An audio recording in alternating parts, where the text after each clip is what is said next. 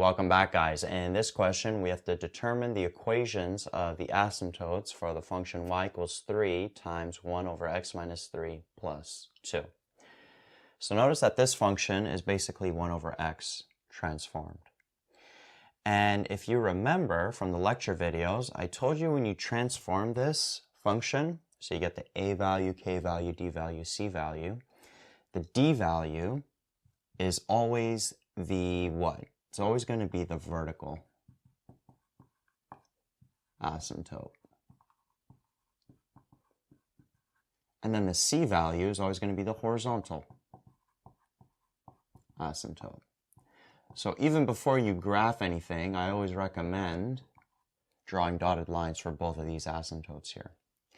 Well, 1 over x, when we transform it, it's basically, it takes the format of a over k bracket x minus d plus c. And another way to write this, actually, you know what? I'll write this down here.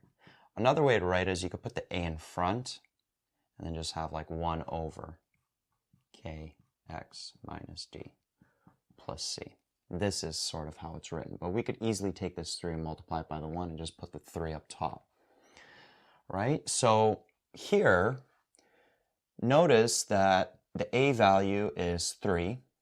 What's the k value? The k value is like 1. There's like a positive 1 in front, right? If we want to specifically put in this format. So that's 1. The d value is positive 3. It's always the opposite sign. And then the c value is this positive 2 here. Well, now that we have the transformation values, the d value, that is the vertical asymptote. So the vertical asymptote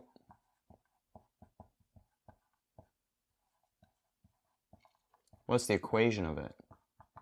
It's a horizontal line, so x is equal to 3.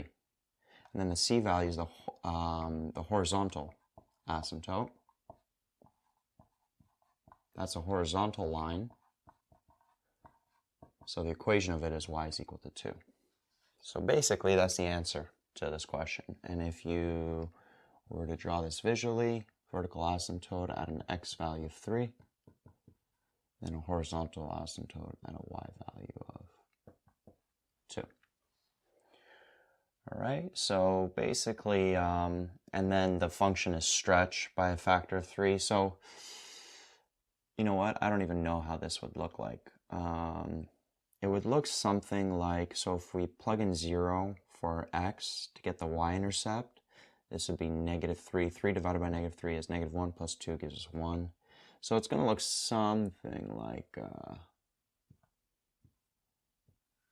that, pretty much. But anyway, you don't need to know that. You can graph this if you want, but the d value, the c value for the reciprocal function, when it is transformed, d value is the vertical asymptote, c value is the horizontal asymptote. So right there, those are your answers.